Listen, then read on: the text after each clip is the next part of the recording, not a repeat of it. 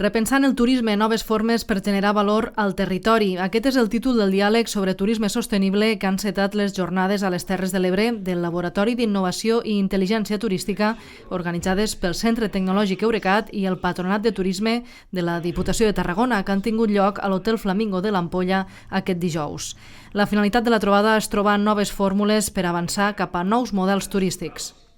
Hi ha diferents línies per potenciar aquesta activitat turística, no és tant créixer en números, sinó en la qualitat d'aquests esdeveniments, activitats, l'oferta que tenim aquí al territori i el que comencem a parlar de turisme regeneratiu i diverses pràctiques que el que busquen és potenciar un retorn a la comunitat i més enllà de l'activitat turística o de l'activitat econòmica que genera aquesta activitat turística, poder potenciar les relacions amb l'entorn. Avui veurem alguns exemples molt clars d'això, de com podem augmentar el nivell i la qualitat de l'oferta turística i atraure un públic, un visitant, que realment ens interessa.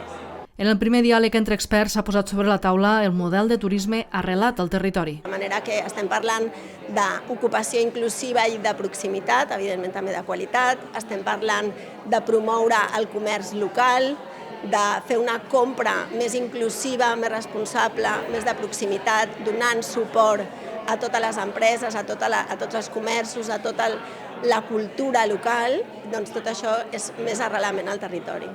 A l'esdeveniment també s'han donat a conèixer casos de bones pràctiques per potenciar un turisme de qualitat. La jornada pretén imaginar el futur del model turístic i identificar les oportunitats existents per aprofitar la capacitat del turisme com a motor de cohesió social.